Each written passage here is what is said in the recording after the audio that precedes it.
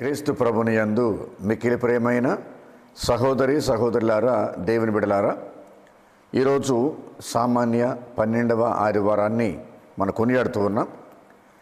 ఈ 12వ సామాన్య ఆదివారంలో తల్లి శ్రీ సభ మనకు అందించినటువంటి 3 దివ్యగ్రంథ పట్టణాలు ఇర్మియా గ్రంథము 20వ అధ్యాయము 10వ వచనం నుంచి 13వ వచనం వరకు, అలాగే రోమపత్రిక 5వ అధ్యాయము 12వ వచనం నుంచి 15వ వచనం వరకు, 3వ పట్టణముగా మత్తయి సువార్త 10వ అధ్యాయము 26వ వచనం నుంచి 33వ వచనం వరకు మన ముందున్నటువంటి దివ్య గ్రంథ పట్టణాలు.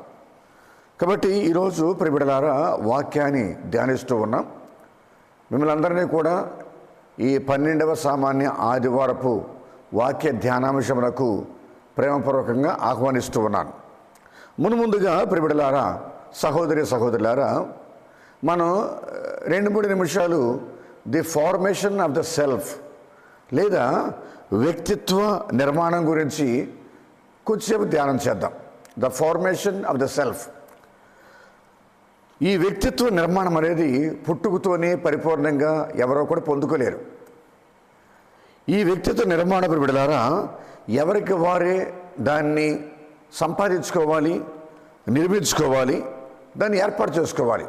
We need to construct the self. We need to construct the originality.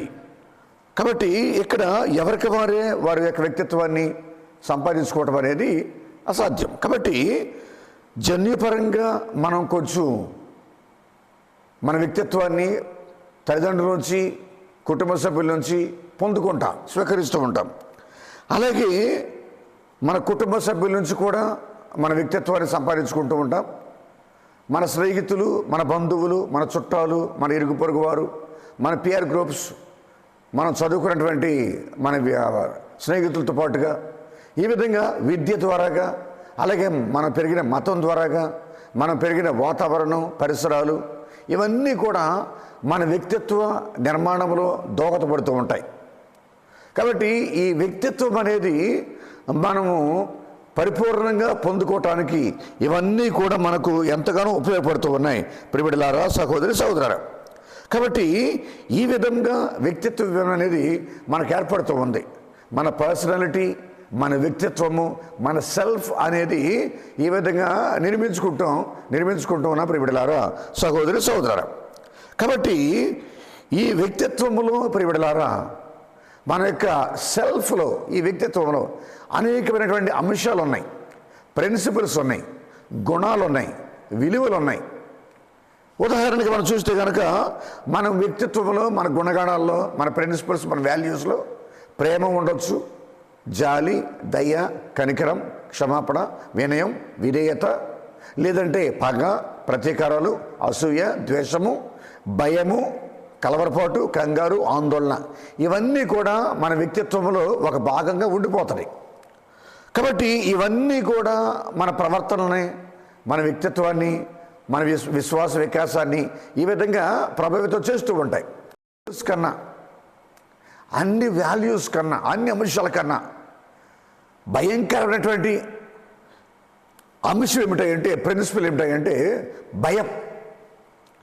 వీటన్నిటిలో కూడా అతి భయంకరమైనటువంటిది ప్రియబిడ్డలారా, మనందరినీ కూడా నాశనం వైపు తీసుకెళ్లేది ఒక ముఖ్యమైనటువంటి ప్రిన్సిపల్ అంశం ఏంటంటే భయం. భయం లేదా భయపడటం, లేదా కంగారు, లేదా కలవరపాటు, లేదా ఆందోళన, యాంగ్జైటీ. దీన్ని ఫోబియా అని కూడా పిలుస్తూ ఉన్నాం ప్రియబిడ్డలారా, సహోదరి సహోదరులారా. కాబట్టి ఈ భయం అనేది అనేక విషయాల గురించి వస్తూ ఉంది. భయపడటం అనేది అనేక విషయాల గురించి మనం భయపడుతూ ఉంటాం. మనకు ఒక్కరికి కాదు, ప్రపంచంలో ఉన్నటువంటి ప్రతి వ్యక్తికి కూడా ఈ భయం ఉంటుంది, ప్రతి ప్రాణికి కూడా ఈ భయం ఉంటుంది. భయం దేని గురించి? భవిష్యత్తు గురించి భయం, ఆరోగ్యం గురించి భయం, వివాహాల గురించి భయం, బిడ్డల ఎదుగుదల గురించి భయం, బిడ్డల చదువుల గురించి భయం, అలాగే చీకటి గురించి భయం, ఎత్తైన ప్రదేశాల గురించి భయం, నీరు గురించి భయం, దయ్యాల గురించి భయం. ఈ విధంగా ప్రతి విషయానికి కూడా భయపడుతూ ఉంటాం.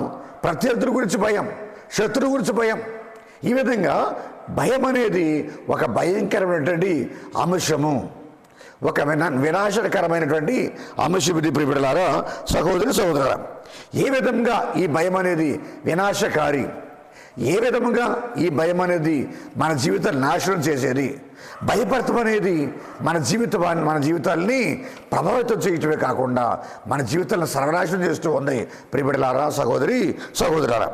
కాబట్టి ఈ భయం అనేది చాలా డేంజర్, చాలా ప్రమాదకరమైనటువంటి అంశం ఇది. ఈ భయం అనేది ఏ విధంగా ఈ భయం అనేది, భయపడటం అనేది, కంగారు, కలవరపాటు, ఆందోళన అనేది మన జీవితాన్ని నాశనం చేస్తుంది, మన జీవితాలను పాడు చేస్తూ ఉంది, మన జీవితాలు నిర్వీర్యం చేస్తుంది. ఈ భయం అనేది, భయపడటం అనేది అని మనం చూస్తే కనుక ప్రియ దేవుని బిడ్డలారా, ఈ భయం అనేది, ఈ భయపడటం అనేది మన నమ్మకాన్ని కూడా నాశనం చేస్తుంది, దేవుని మీద నమ్మకాన్ని నాశనం చేస్తూ ఉంది, మనం చేసే పనుల మీద నమ్మకాన్ని నాశనం చేస్తూ ఉంది, దేవుని మీద విశ్వాసాన్ని సన్నగిల్లేలాగా చేస్తూ ఉంది. అలాగే ప్రియబిడ్డలారా, సహోదరి సహోదరులారా, ఇది విశ్వాస వికాసానికి ఒక ఆటంకంగా తయారవుద్ది. మనిషి సామర్థ్యాన్ని ఇది సమూలంగా నాశనం చేస్తూ ఉంది. ఎబిలిటీస్ని, కెపాసిటీస్ని, మన సామర్థ్యాన్ని ఈ భయం అనేది, ఈ భయపడటం అనేది సర్వనాశనం చేస్తూ ఉంది. ఏ పని కూడా ధైర్యంగా చేయనివ్వదు, ఏ పని కూడా ముందుకు వెళ్ళనివ్వదు, ఏ పని కూడా ప్రారంభించనివ్వదు, ఏ నూతనమైన పని ప్రారంభించనివ్వదు. అది వ్యవసాయం కావచ్చు, వ్యాపారం కావచ్చు, విద్యా జీవితం కావచ్చు, ఆర్థిక సంపార్జన కావచ్చు, విశ్వాస వికాసం కావచ్చు, దేన్ని కూడా అది ముందుకు వెళ్ళనివ్వదు. ఏంటది? ఈ భయం అనే మహమ్మారి. భయపడటటువంటి ఈ మహమ్మారి అభివృద్ధికి ఇది ఆటంకం, ఆధ్యాత్మికతకి ఇది ఆటంకం. కాబట్టి అందుకే యేసుక్రీస్తు తన శిష్యులకు తర్ఫీదునిచ్చేటువంటి క్రమంలో, తన శిష్యులను సువార్త పరిచర్య చేయటానికి పంపించేటువంటి క్రమంలో, వారికి ఒక చక్కనటువంటి పాఠాలు నేర్పించే క్రమంలో యేసు ప్రభు తీసుకున్న మొట్టమొదటి అంశం ఏంటంటే భయం, భయపడటం. అందుకే అంటారు కదా ఈరోజు సువిశేషంలో మత్తయి సువార్త 10వ అధ్యాయంలో భయపడబాకండి, భయపడబాకండి, భయపడబాకండి అని చెప్పని 3 సార్లు యేసుక్రీస్తు తన శిష్యులతో మాట్లాడుతూ ఉన్నాడు.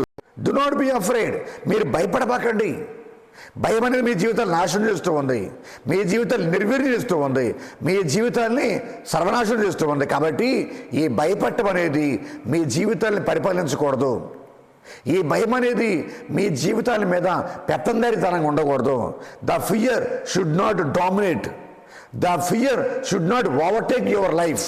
కాబట్టి భయం అనేది, పిరిగితనం అనేది మీలో ఉండకూడదు అనేటువంటి అంశాన్ని ఇక్కడ యేసుక్రీస్తు తన శిష్యులకు ముందుగా ఈ భయం గురించి, ఈ భయపడటం గురించి వారికి బోధిస్తూ ఉన్నాడు ప్రియబిడ్డలారా, సహోదరి సహోదరులారా. కాబట్టి ఇక్కడ ఈ భయపడకూడదు అనేటువంటి ఆ అంశాన్ని బైబిల్ గ్రంథంలో చాలా సందర్భాల్లో మీరు భయపడబాకండి, మీరు భయపడబాకండి, మీరు ధైర్యంగా ఉండండి, గుండె దిట్టవ చేసుకోండి, కలవరపడబాకండి, ఆందోళన పడబాకండి, కంగారు పడబాకండి అనేటువంటి ఇటువంటి పదాలు బైబిల్ మొత్తం మీద బిడ్డలారా 365 సార్లు వ్రాయబడి ఉన్నాయి.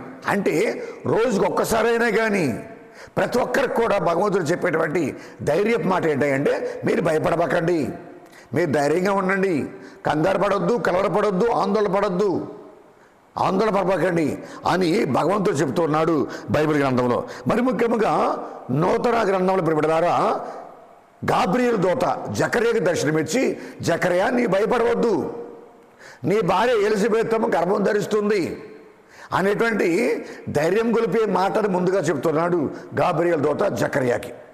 అలాగే మరియ తల్లి కూడా చెప్తూ ఉంది గాబ్రియలు దూత భయపడబాకు అని. అలాగే యోసేపుతో చెప్తూ ఉంది గాబ్రియలు దూత భయపడబాకు అని.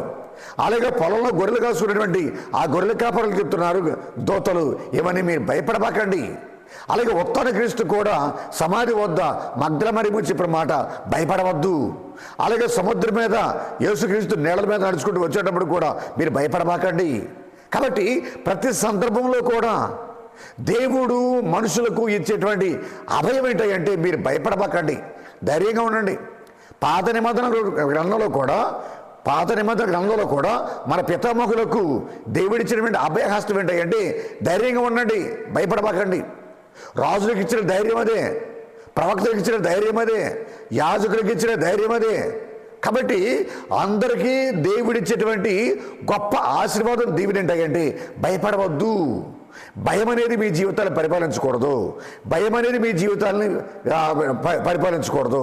కాబట్టి మీరు ధైర్యంగా ఉండండి అని చెప్పని అటు పాత నిబంధనలో యావే ప్రభు, నూతన నిబంధనలో యేసుక్రీస్తు మానవునికి ఇచ్చేటువంటి గొప్ప ధైర్యం ఇదే, గొప్ప శక్తి ఇదే ప్రియబిడ్డలారా, సహోదరి సహోదరులారా. కాబట్టి ఈరోజు సువార్తలో కూడా అపోస్తులతో కూడా చెప్పేది అదే, మీరు భయపడబాకండి అనేటువంటి ఆ ధైర్యాన్ని యేసుక్రీస్తు ఇస్తూ ఉన్నాడు ప్రియబిడ్డలారా, సహోదరి సహోదరులారా. కాబట్టి ఎందుకు భయపడకూడదు? Why we should not be afraid. మనం ఎందుకు భయపడకూడదు? కాబట్టి భయపడితే మనకు వచ్చే నష్టాలంటే మనం చూసాం. భయపడితే మన జీవితం ఎలా ఏ విధంగా నాశనం అవుతుందో మనం చూసాం.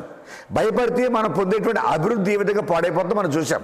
కాబట్టి భయపడకుండా ఉండటానికి ఏంటి దేవుడిచ్చేటువంటి ఆ ధైర్యం అని మనం చూస్తే కనుక మొదటిది ప్రియబిడ్డలారా, సహోదరి సహోదరులారా, ఈ భయాన్ని ఇచ్చేదేమో సైతాను, భయపెట్టేదేమో సైతాను.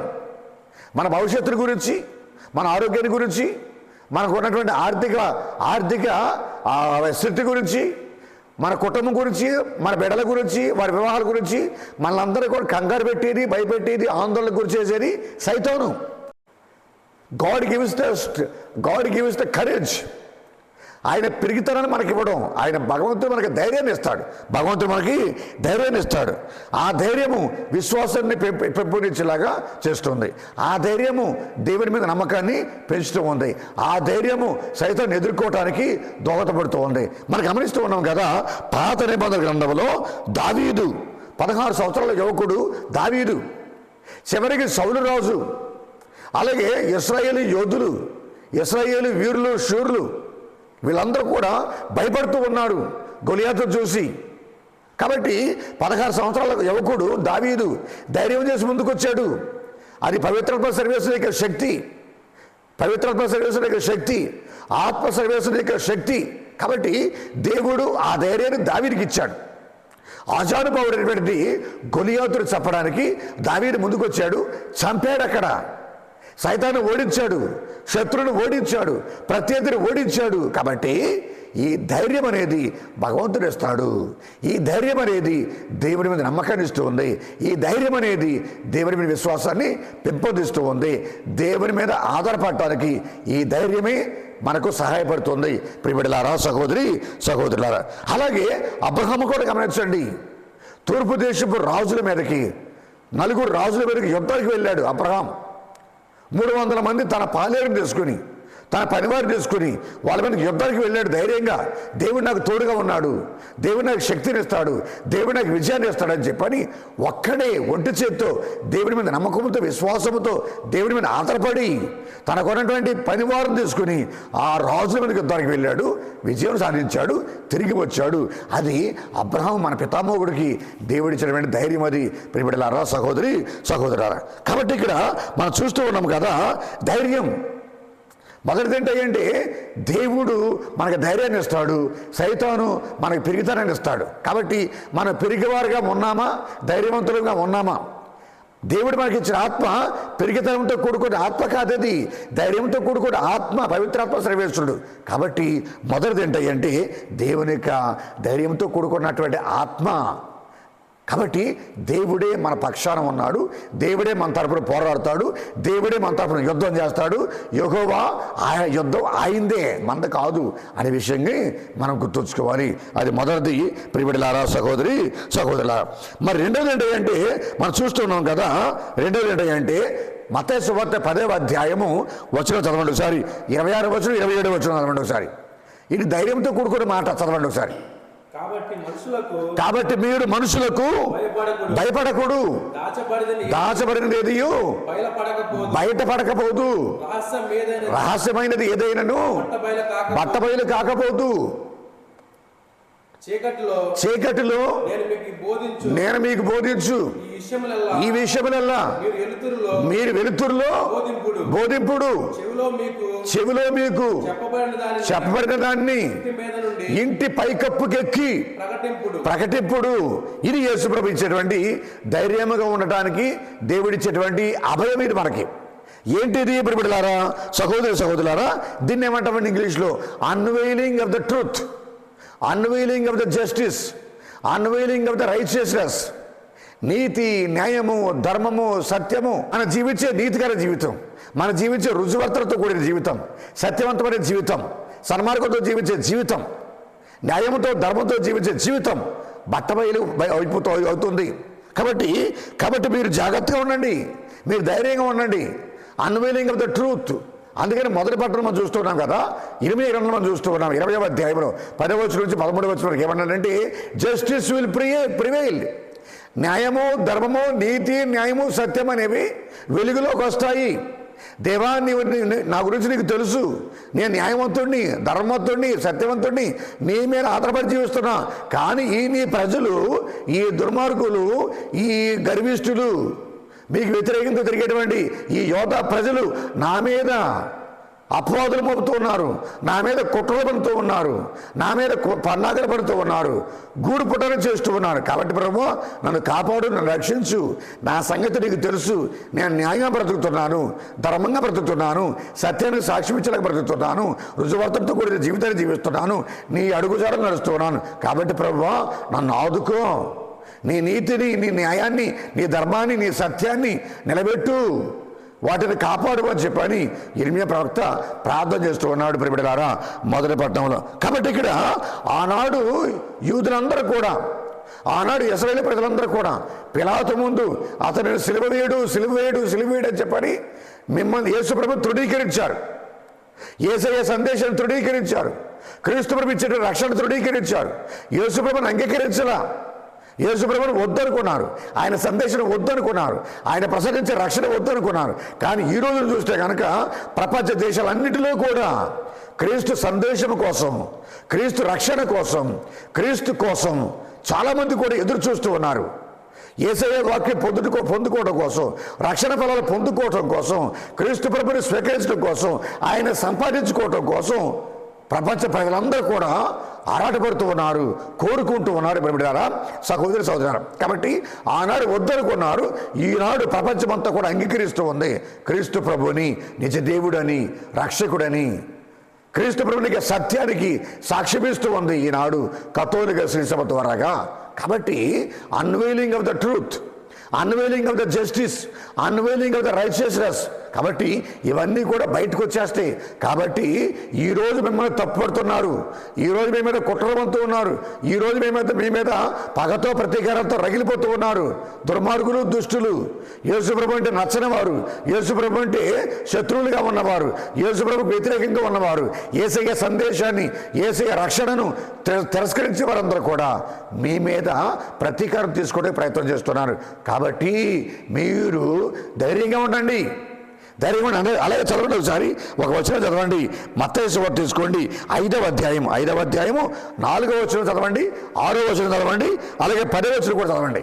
శోకార్తులు ధన్యులు, వారు ఓదార్చబడుదురు. నీతి నిమిత్తము ఆకలి దప్పులు గలవారు ధన్యులు, వారు సంతృప్తి పరపబడుదురు. ధర్మాత్ములు ధన్యులు, హింసితులు ధన్యులు, దైవరాజ్యం వారిది. 12వ వచనం కూడా చదివితే మనకు అర్థమవుతుంది. నా నిమిత్తము, నా సందేశం నిమిత్తము ప్రజలు మేము అవమానించినప్పుడు, హింసించినప్పుడు, నిందారోపణ గావించినప్పుడు మీరు ధన్యులు. ఎందుకనగా లోకారంభం నుంచి కూడా ప్రజలు నీతిమంతుల పట్ల, ధర్మాత్ముల పట్ల, న్యాయం గల వారి పట్ల, సత్యానికి సాక్ష్యం ఇచ్చేవారి పట్ల అలాగే వ్యవహరించారు. కాబట్టి మీరు ఆనందపడండి, మహానందపడండి. ఎందుకనగా మీరు ధన్యులు పరలోక రాజ్యంలో.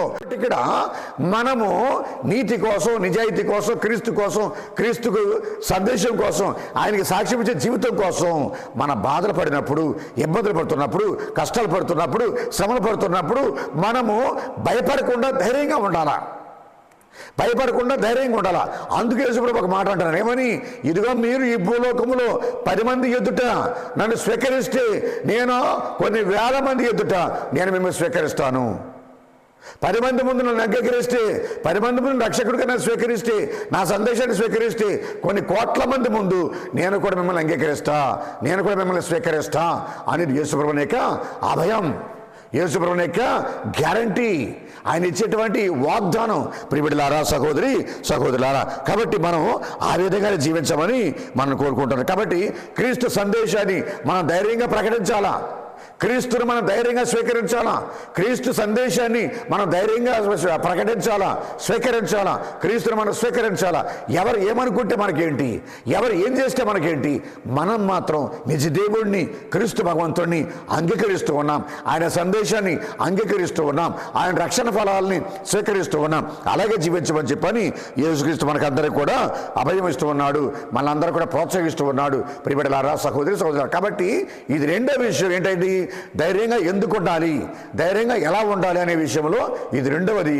మరి మూడో దానికి వచ్చేస్తూ ఉన్నాం. మూడోది ఏంటంటే అదే మత్తయి సువార్త 10వ అధ్యాయము 28వ వచనం మనకు అర్థమవుద్ది. మత్తయి సువార్త, శరీరమును మాత్రమే నాశనం చేయగలిగి ఆత్మను నాశనము చేయలేని వారికి భయపడవలదు. మీరు ఆత్మను శరీరమును కూడా నరకకోపమున పడవేసి నాశనం చేయగలిగేటువంటి దేవునికి మాత్రమే మీరు భయపడండి. ప్రభు అనే మాట ఇది. కాబట్టి ఇక్కడ సైతానుకి శరీరం మాత్రమే అధికారం ఉండొచ్చు, కానీ ఆత్మ మీద మాత్రం అధికారం లేదు. సైతాను, ఈ లూసిఫరు, ఈ లోకము, దీని వ్యామోహములు, ఈ ప్రపంచము, దాని డాంబికము, ఈ నేత్రాశ, ఇవన్నీ కూడా శరీరాన్ని నాశనం చేస్తాయేమో కానీ ఆత్మను మాత్రం ఏమీ చేయలేవు. అందుకని మనం చూస్తున్నాం కదా, పాత నిబంధనలో యోబు గారిని శోధించమని, యోబు గారిని పరీక్షించమని దేవుడు సైతానికి అధికారం ఇచ్చాడు. కేవలం శరీరం మీద మాత్రమే అధికారం ఇచ్చాడు దేవుడు, కానీ ఆత్మను మాత్రం నువ్వు టచ్ చేయొద్దు, ప్రాణాన్ని మాత్రం నువ్వు టచ్ చేయొద్దు, ఆత్మను మాత్రం నేను నీ చేతులు పెడతలా, దాన్ని మాత్రం నువ్వు టచ్ చేయొద్దు అని చెప్పని యావే దేవుడు లూసిఫర్కి, సైతానికి ఇచ్చినటువంటి ఆజ్ఞ, కట్టడ, నిబంధన. శరీరం మాత్రం నీ చేతులు పెడుతున్నా, ఆత్మను మాత్రం నువ్వేమీ చేయొద్దు అని దేవుడిచ్చాడు. కాబట్టి ఈ శరీరాన్ని, ఈ ఆత్మని నరకకోపంలో పడవేసి నాశనం చేయగలిగేటువంటి ఏకైక వ్యక్తి ఎవరైనా ఉన్నారంటే అది ప్రభువు మాత్రమే, భగవంతుడు మాత్రమే. కానీ ఆ భగవంతుడు దయామయుడు, కరుణామయుడు, ప్రేమపూరితుడు, క్షమించేవాడు, మన్నించేవాడు. ఏ ఒక్కరు కూడా నాశనం అయిపోవటం ఆ భగవంతుడికి ఇష్టం లేదు, నచ్చదు. కాబట్టి ఆయన ఆ పని ఎప్పుడు కూడా చేయడు. అందుకే చదవండి ఒకసారి యోహాను సువార్త 5వ అధ్యాయము 24వ వచనం మనకు అర్థమవుద్ది.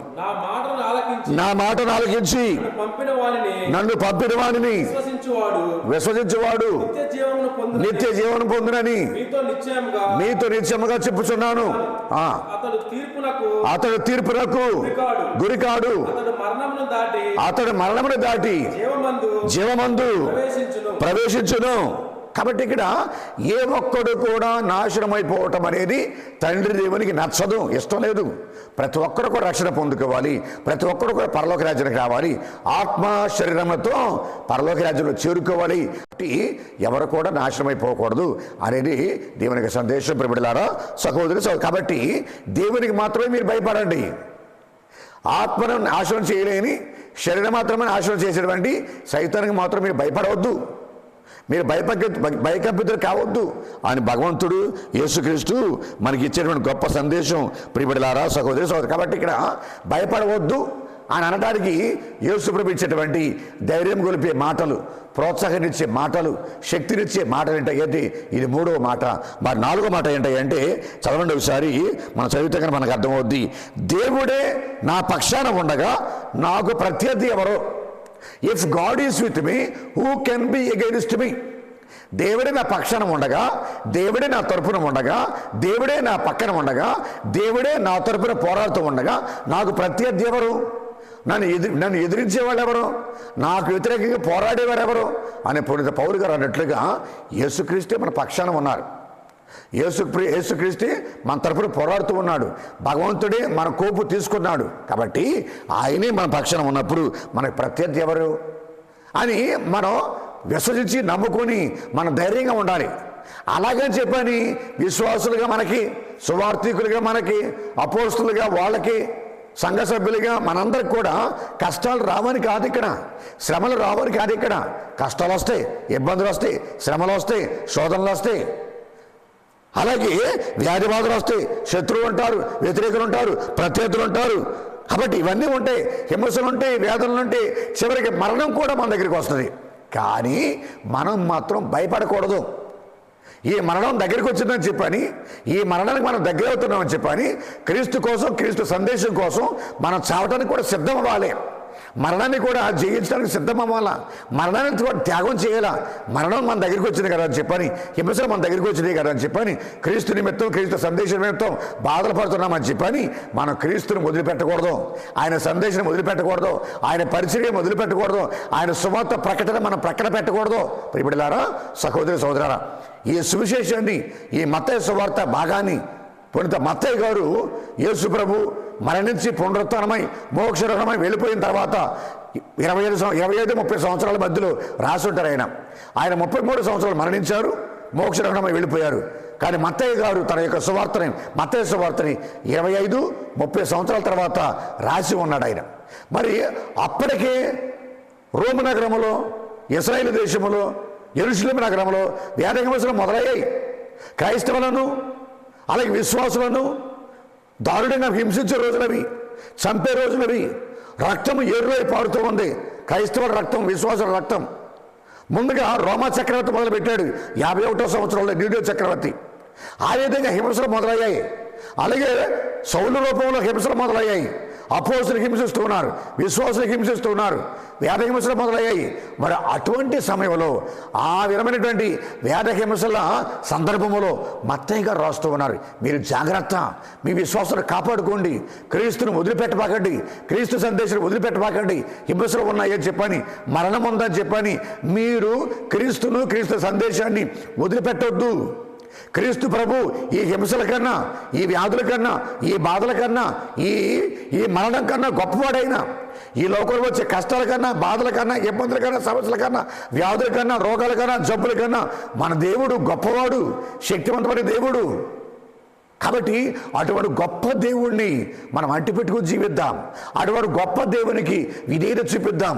అటువంటి గొప్ప దేవుడిని హత్తుకొని జీవిద్దాం మనం. కాబట్టి ఇవన్నీ కూడా మనం ఏమీ చేయలేవు.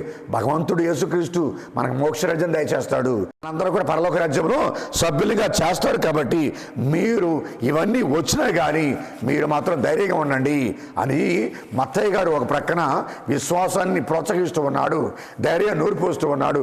వేద హింసల ప్రారంభంలో, వేద హింసల మధ్యలో, అలాగే యేసుక్రీస్తు కూడా తన అపోస్తులను తయారు చేస్తూ ఉన్నాడు, తన అపోస్తులకు తర్ఫీదులు ఇస్తూ ఉన్నాడు.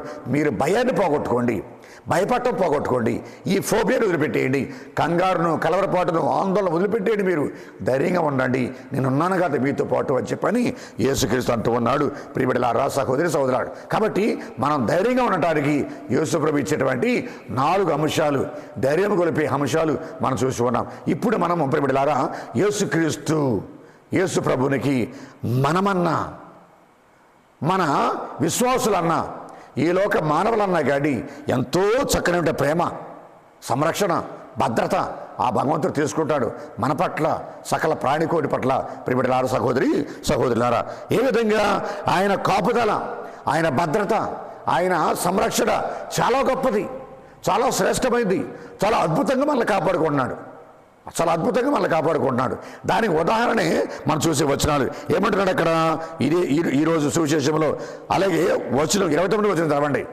ఒక కాసుతో మీరు 2 పిచ్చుకలను కొనగలుగుదురు, కానీ మీ తండ్రి సంకల్పము లేనిదే వానిలో ఏ ఒక్కటియు నేలకు ఒరగదు. ప్రియబిడ్డలారా, సహోదరి సహోదరు, కాబట్టి ఇక్కడ పిచ్చుకలు మనం గమనిస్తే కనుక ద స్పారోస్, పిచ్చుకలు అల్ప ప్రాణులు, ఇన్సిగ్నిఫికెంట్, అన్ఇంపార్టెంట్, అల్ప ప్రాణులు అవి, పిచ్చుక. కాబట్టి అటువంటి పిచ్చుకలు ఇన్సిగ్నిఫికెంట్ స్పారోస్, వాటి గురించి కూడా దేవుడు ఆలోచన చేస్తూ ఉన్నాడు. వాటిని కూడా సంరక్షిస్తూ ఉన్నాడు. వాటి విషయంలో కూడా జాగ్రత్త వహిస్తున్నాడు. దేవుని యొక్క అవగాహన, దేవుని యొక్క జ్ఞానం అనేది, దేవుని యొక్క సంరక్షణ అనేది పిచ్చుకల మీద కూడా చాలా ఎక్కువగా ఉంది. అందుకని తండ్రికి తెలియకుండా ఏ ఒక్క పిచ్చుక కూడా నేల రాలదు. అంటే భగవంతుడికి తెలిసే దొరుకుతాయి. భగవంతుడికి తెలుసు పిచ్చుకల గురించి. God's knowledge reaching even to the sparrows, the insignificant birds. కాబట్టి దేవుని యొక్క జ్ఞానం అనేది, దేవుని యొక్క అవగాహన అనేది, దేవుని యొక్క తెలివి అనేది పక్షుల వద్దకు కూడా వెళ్తూ ఉంది. కాబట్టి దేవునికి తెలియకుండా ఏ పక్షి కూడా నేల రాలదు. ప్రియబిడ్డలారా, సహోదరి సహోదరులారా, అలాగే ఇంకొక వచనం కూడా చదువుకుంటున్నాం. చదవండి ఒకసారి, 30వ వచనం కూడా చదవండి ఒకసారి. ఇక మీ విషయమున మీ తల వెంట్రుకలన్నీ లెక్కింపబడి ఉన్నవి. కాబట్టి ఇక్కడ మన నెత్తి మీద తల వెంట్రుకలు కూడా లెక్కింపబడి ఉన్నాయి. మన నెత్తి మీద తల వెంట్రుకలు కూడా లెక్కింపబడి ఉన్నాయి. అంటే లెక్కింపబడి ఉన్నాయి అంటే నాట్ ద నంబర్, అది సంఖ్య కాదు. మన తల మీద ఇన్ని వెంట్రుకలు ఉన్నాయి అని లెక్క పెడతాం కాదు. ఇక్కడ దేవుని యొక్క అవగాహన, దేవుని యొక్క శ్రద్ధ మన గురించి, మన పట్ల. Even to the sparrows God's knowledge is reaching. Even to the hair on the head God's knowledge is reaching. Insignificant, చాలా తక్కువ రకం, అన్ఇంపార్టెంట్. కాబట్టి అటువంటి విషయాల్లో కూడా దేవుడు మన పట్ల శ్రద్ధ వహిస్తున్నాడు. పక్షుల విషయంలోనే, పిచ్చుకల విషయంలో ఆయనకంత జ్ఞానం ఉంటే, ఆయనకంత సంరక్షణ అవగాహన ఉంటే, మరి మానవుల సంగతి ఏంటి? పిచ్చుకల కన్నా మనుషులు విలువైన వాళ్ళు కదా, మనుషుల కన్నా విశ్వాసం విలువైన వాళ్ళు కదా, విశ్వాసుల కన్నా నీతిమంతులు విలువైన వాళ్ళు కదా, నీతిమంతుల కన్నా దేవుని మీద ఆధారపడి జీవించే వాళ్ళు విలువైన వాళ్ళు కదా, వాళ్ళకన్నా సువార్థికులు విలువైన వాళ్ళు కదా, వాళ్ళకన్నా అపోస్తులు విలువైన వాళ్ళు కదా. కాబట్టి విలువైనటువంటి మనుషులు మనమందరం కూడా, దేవుని సువార్తను బోధించి మనమందరం కూడా విలువైన వాళ్ళం. అపోస్తులు, విశ్వాసులు, నీతిమంతులు, ధర్మంగా జీవించేవాళ్ళు, సత్యానికి సాక్ష్యం ఇచ్చేవారు, క్రీస్తు కోసం, సందేశం కోసం మరణించేవారు, శ్రమలు పడేవారు, బాధలు పడేవారు, ఎంతో విలువైన వాళ్ళు. కాబట్టి ప్రియబిడ్డలారా, సహోదరి సహోదరులారా, మనం భయపడకుండా మనల్ని ప్రాణం కన్నా ఎక్కువగా ప్రేమించేటువంటి క్రీస్తు ప్రభుని మనం నమ్ముకుందాం. క్రీస్తు ప్రభు మీద మనం ఆధారపడదాం. క్రీస్తు ప్రభుని మనం ఎల్లప్పుడూ కూడా ఆయన నంటి పెట్టుకుని జీవిద్దాం. అదే ఈరోజు యేసుక్రీస్తు మనకు చెప్పే సందేశం. ప్రియబిడ్డలారా, సహోదరి సహోదరు, కాబట్టి ఇక్కడ మనమంటే ఎంతో శ్రద్ధ, మనమంటే ఎంతో జాగ్రత్త, మనమంటే ఎంతో కాపుదల, మనమంటే ఎంతో ప్రేమ ఆ భగవంతుడికి. కాబట్టి విశ్వాసులుగా మనమందరము కూడా జాగ్రత్తగా ఉండాలా. ప్రతిదానికి మనం భయపడకుండా, ప్రతి విషయానికి మనం భయపడకుండా ధైర్యంగా ఉండాలా. ఇలా భయపడుకుంటూ పోతే కనుక మనం చేసే సువార్త పరిచర్య కుంటుపడిపోతుంది. మనం ప్రకటించే సువార్త పరిచర్య కుంటుపడిపోతుంది. మానవుల కోసం, మానవ రక్షణ కోసం క్రీస్తు భగవంతుడు విశ్వాసంగా మనందరూ ఎన్నుకున్నారు. కాబట్టి మనం భయంగా గడిపేస్తూ ఉంటే రక్షణ ఫలాలు మనం పొందుకోలేం. మన ద్వారాగా విశ్వాసులు పొందుకోలేరు. కాబట్టి సువార్త పరిచర్య ప్యారలైజ్ అయిపోతుంది. పక్షపాతం వచ్చేస్తుంది. సువార్త పరిచర్య ప్యారలైజ్ అయిపోతుంది. రక్షణ ప్రణాళిక ప్యారలైజ్ అయిపోతుంది. దివ్య సంస్కారాలు ప్యారలైజ్ అయిపోతూ ఉంటాయి. కాబట్టి మన దేవుడు మనకి ఇచ్చిన కృపావరాలు, దేవుడు మనకి ఇచ్చినటువంటి తాళంతులు అన్నీ కూడా నిర్వీర్యమైపోతూ ఉంటాయి. భయపడుతూ పోతూ ఉంటే, కంగారు పడుతూ ఉంటే, ఆందోళన పడుతూ ఉంటే, కలవరపడుతూ ఉంటే, ప్రతి చిన్నదానికి భయపడకుండా నా భగవంతుడు నాకు తోడుగా ఉన్నాడు, నా క్రీస్తు భగవంతుడు నాకు తోడుగా ఉన్నాడు, నేను ఈ లోకంతో రాజీ పడను, భగవంతుడితో ఉంటా, భగవంతుడితో కలిసి జీవిస్తా, ఆ భగవంతుడు నాకు శక్తిని ఇచ్చేది, ఆ భగవంతుడు నాకు బలాన్ని ఇచ్చేదని చెప్పని మనం ధైర్యంగా ఉండాలి, మనం శక్తివంతంగా ఉండాలి. అదే దేవుడి రోజు మనకందరికీ కూడా చెప్పేసిన సందేశం. ఒక చిన్న విషయం చెప్పి ముగించేస్తున్న ప్రసంగాన్ని ఏంటంటే అది మన కథోలిక శ్రీ సభలో ఇంగ్లాండ్ కథోలిక శ్రీ సభ చరిత్రలో ప్రియబిడ్డలారా, సహోదరి సహోదరులారా, హెన్రీ VIII అనేటువంటి ఇంగ్లాండ్ దేశాన్ని పరిపాలించినటువంటి ఒక మహాశక్తివంతమైన రాజు పరిపాలిస్తూ ఉన్నాడు. ఆ హెన్రీ VIII అనేటువంటి ఆ మహారాజు మొదటిగా పెళ్లి చేసుకున్నటువంటి తన భార్యకు విడాకులు ఇచ్చి రెండవ ఆమెను పెళ్లి చేసుకోవడానికి కథోలిక శ్రీసభ పర్మిషన్ అడుగుతున్నాడు. పరిశుద్ధ పాపు గారి పర్మిషన్ అడుగుతూ ఉన్నాడు. అలాగే ఆ దేశంలో ఉన్నటువంటి ద లార్డ్ థామస్ మోర్ అనేటువంటి అడ్మినిస్ట్రేటర్ వికర్ జనరల్ని, ఛాన్సలర్ని ఒక పర్మిషన్ అడుగుతూ ఉన్నాడు. ఇంగ్లాండ్ దేశంలో ఉన్నటువంటి అనేకమైన మత నాయకులు, మత పెద్దలు, అలాగే పార్లమెంటు సభ్యులు, నోబుల్స్, ప్రిన్సెస్, గొప్ప గొప్ప నాయకులు, ధనవంతులు అందరూ కూడా మహారాజుకి ఓకే చెప్పేశారు. హెన్రీ ఎయిత్ అనేటువంటి రాజుగారికి ఓకే చెప్పేశాడు. మొదటి భార్యని విడనాడవచ్చు, రెండో పెళ్లి చేసుకోవచ్చు అని ఆయనకు సపోర్ట్ చేశారు. He did not consent to the request of Henry eighth the king. ఒప్పుకోలా, నేను మీకు సపోర్ట్ చేయలేను, నేను మీకు అంగీకారం తెలియచేయలేను. ఇది చర్చ్ టీచింగ్కి వ్యతిరేకం, కథోలిక శ్రీసభకు వ్యతిరేకం, అలాగే పరిశుద్ధ పాప గారికి వ్యతిరేకం ఇది.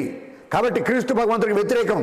మీ యొక్క రిక్వెస్ట్ని, మీ ప్రతిపాదనని నేను అంగీకరించడం చెప్పని ముఖం మీదే చెప్పేశాడు థామస్ మోర్ అనేటువంటి అడ్మినిస్ట్రేటర్, అలాగే వికర్ జనరల్, లేదంటే ఆ దేశం మొత్తం మీద పరిశుద్ధ పాప గారికి రాయబారి. కాబట్టి హెన్రీ ఎయిత్ రాజుగారు ఎంతో బతిలాడాడు, ఎంతో రిక్వెస్ట్ చేశాడు ఈ థామస్ మోర్ గారిని. కానీ ఆయన మాత్రం అంగీకరించలా, ఒప్పుకోలా. తన పదవికి రిజైన్ చేశాడు. తర్వాత జరిగిన విషయం ఏంటంటే, ఈ మహారాజు థామస్ మోర్ అనేటువంటి నీతి, న్యాయము, ధర్మము, సత్యము, కథోలిక శ్రీసభకు విధేయతగా ఉన్నటువంటి ఈ మహానుభావుడికి ఆయన మీద నింద వేసి, ఆయన మీద దేశద్రోహిగా, రాజద్రోహిగా ఆయన మీద నింద మోపి హత్యకు గురి చేశాడు. వేట సాక్షిగా ఆయన చంపించాడు. ప్రియబిడ్డలారా, సహోదరులారా, కాబట్టి ఆయన పునీతుడిగా పట్టాభిషేకం పొందుకున్నాడు. ప్రియబిడ్డలారా, సహోదరు. కాబట్టి కథోలిక శ్రీసభ ఎవరికి భయపడదు, కథోలిక శ్రీసభ ఎవరికి తలవంచదు, ఒక యేసుప్రభుకి తప్ప. కథోలిక శ్రీసభ ఎవరికి భయపడదు, ఎవరికి లొంగదు, ఒక క్రీస్తు భగవంతుడికి తప్ప, క్రీస్తు ప్రభువుకి సువార్తకు తప్ప. కాబట్టి ఎంత గొప్పవాళ్ళైనా కానీ, ఎంత ధనికులైనా కానీ, ఎంత దేశాన్ని పరిపాలించినా కానీ కథోలిక శ్రీసభ క్రీస్తుకి మాత్రమే తలవంచుతుంది, క్రీస్తు ప్రభువుకి సందేశానికి మాత్రమే తలవంచుతుంది, దానికి మాత్రమే విధేయత చూపిస్తుంది అనే విషయం మనం గుర్తుంచుకోవాలి.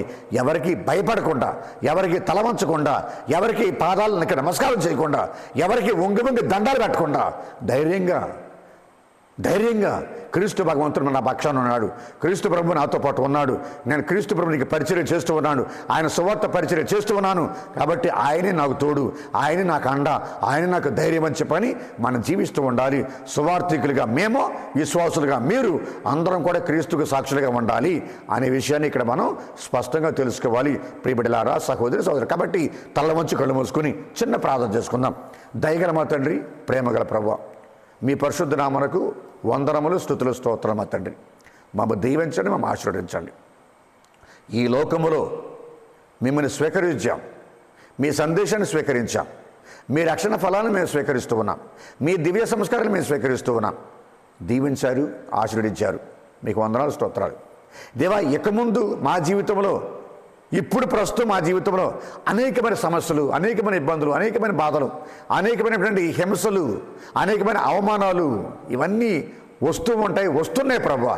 కానీ మేము మాత్రం దేనికి భయపడకుండా, దేనికి కంగారు పడకుండా, దేనికి కలవరపడకుండా మేము ధైర్యంగా మీ తరపున, మీకోసం, మీ సందేశం కోసం నిలబడేటువంటి శక్తిని, బలాన్ని మాకు దయచేయండి. దేవా, కథోలిక శ్రీసభ పట్ల ఎంతోమంది ప్రభువా దురుసుగా ప్రవర్తిస్తూ ఉన్నారు, విశ్వాసులను చంపుతూ ఉన్నారు, విశ్వాసులు నాశనం చేస్తూ ఉన్నారు. కాబట్టి నా తండ్రి, ధైర్యాన్ని ఇవ్వండి, శక్తిని ఇవ్వండి, బలాన్ని ఇవ్వండి అన్న ప్రభువా. మీ సందేశం అంటే నచ్చనివారు, మీరంటే నచ్చనివారు, మీ విలువలంటే నచ్చనివారు. కాబట్టి ఎంతోమంది ప్రభువా విశ్వాసం లేక, నమ్మకం లేక, భయభక్తి లేక జీవించే వాళ్ళు చాలామంది ఉన్నారు ప్రభువా. కాబట్టి నా తండ్రి, వారిని కూడా మీ విశ్వాసులు నడిపించండి, వారిని కూడా మీ రక్షణ పదాలు నడిపించండి, వారిని కూడా మీ ప్రేమ సామ్రాజ్యంలోకి చేర్చుకోండి ప్రభా. దీవించండి, ఆశీర్వదించండి నా తండ్రి. ఈనాటి వాక్యము ద్వారాగా ఎవరైతే రక్షణ పొందుకోవటానికి తాపత్రయపడుతున్నారో వారికి రక్షణ భాగ్యాన్ని దయచేయండి. ఈ వాక్య సందేశం ద్వారా నా తండ్రి దేవ ఎంతోమంది దీవెని పొందుకోవాలా, మేలులు పొందుకోవాలా, వారి కుటుంబంలో లోటుపాట్లన్నింటినీ కూడా దేవా తీర్చుకోవాలా తండ్రి. వారికి దీవెనలు ఇవ్వండి, ఆరోగ్యాన్ని ఇవ్వండి, శక్తిని ఇవ్వండి, బలాన్ని ఇవ్వండి, శాంతిని ఇవ్వండి, సమాధానం ఇవ్వండి. ఈ లోకంలో మమ్మల్ని భయపెట్టేటువంటి ఏ సైతాను శక్తి, ఏ దుష్ట శక్తి మా ముందు నిలబడకుండా నా ప్రభువా మీరు మాతో ఉండి మా శత్రువుల మీద పోరాడని తండ్రి. మా ప్రత్యర్థుల మీద మీరు పోరాడండి నా తండ్రి, దీవించి ఆశీర్వదించమని.